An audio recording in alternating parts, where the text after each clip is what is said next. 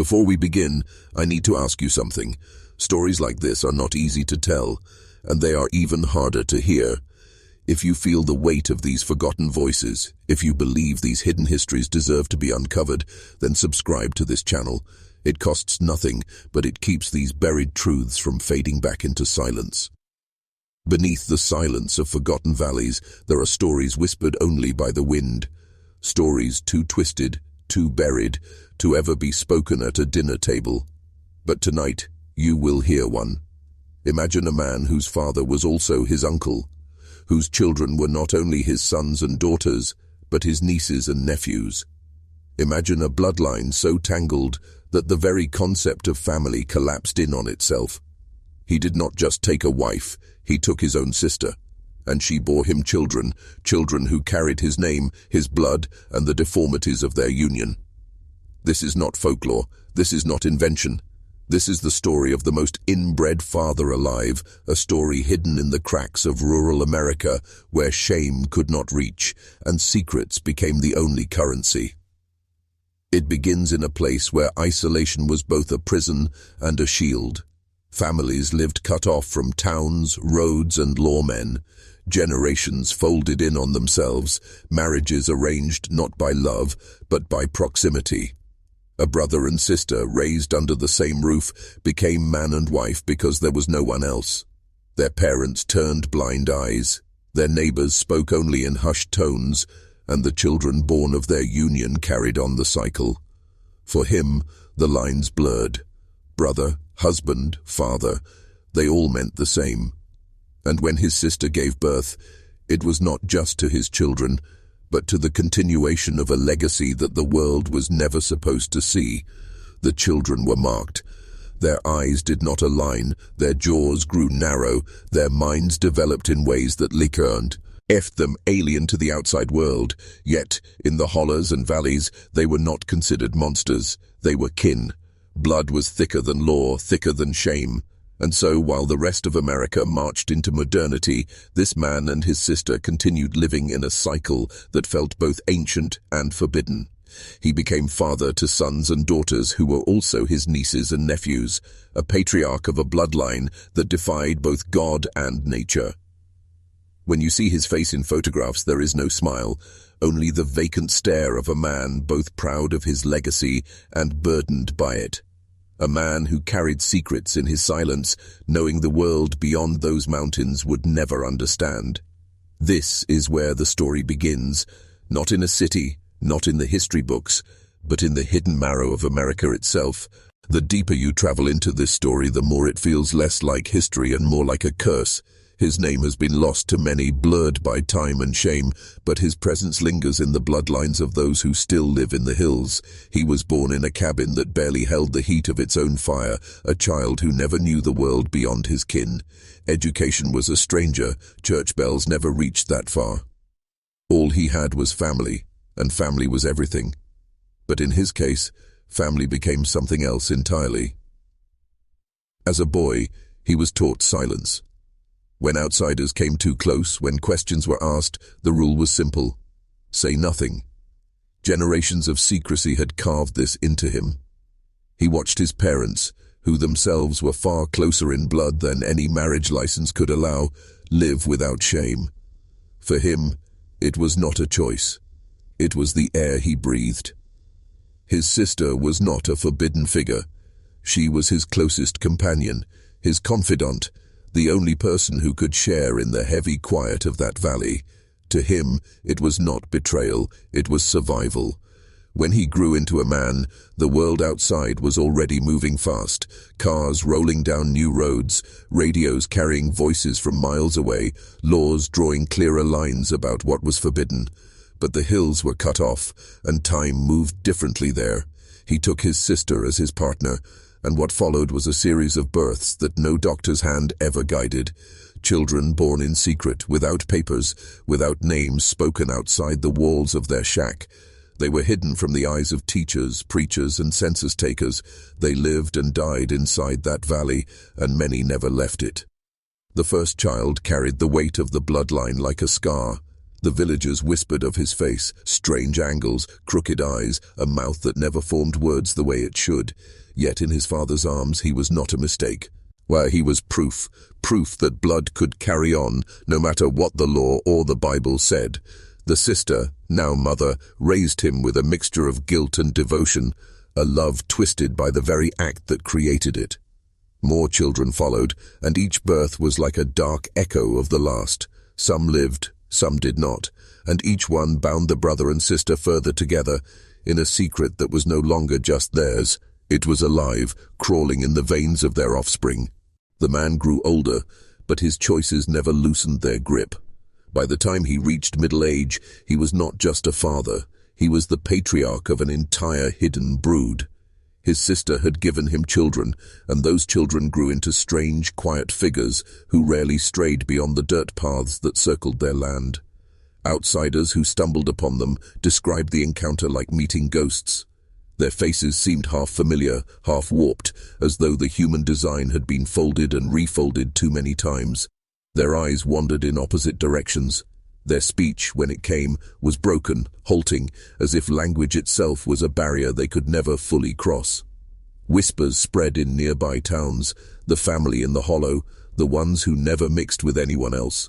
Some said they were cursed, others said they were dangerous, but most simply avoided them. The local authorities did not interfere. Poverty and isolation shielded the family from scrutiny, and in those days, rural silence was as strong as law. If a child died, no records were made. If a new one was born, no papers were filed. They existed in the margins, outside of time, in a shadow America that polite society pretended did not exist. The man himself became harder, colder, as the years went by, his face etched with lines not just of age but of secrecy. He rarely spoke to strangers, but when he did, his words carried the authority of someone who believed he had done nothing wrong. To him, this was not sin, nor crime. It was the natural order of his life. And so he pressed on, fathering children who were also his blood in more ways than one, never questioning the growing strangeness of their appearance, never doubting that the cycle must continue.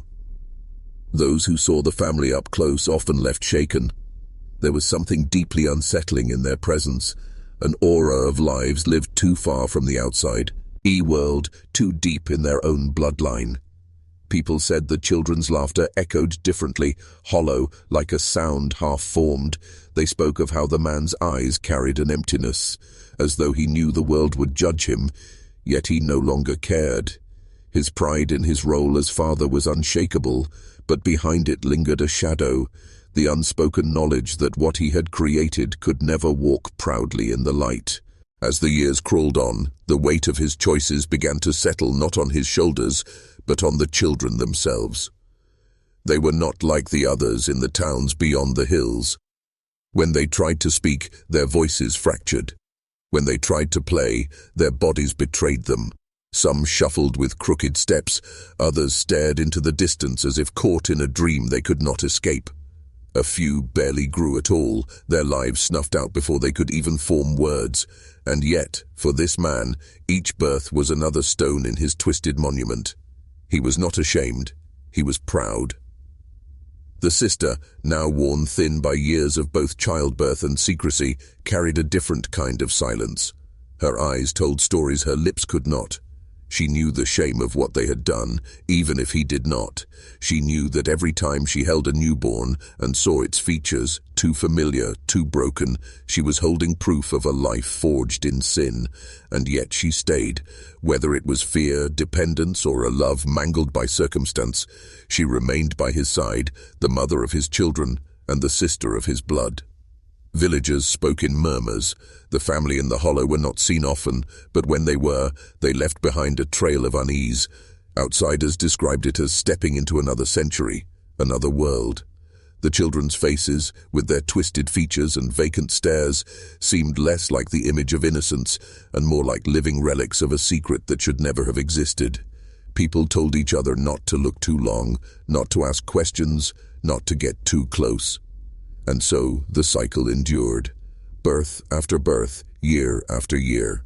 Some of the children lived into adulthood, but many carried the same fate as their parents, remaining locked within the same valley, trapped by poverty, by silence, and by bloodlines that had no branches.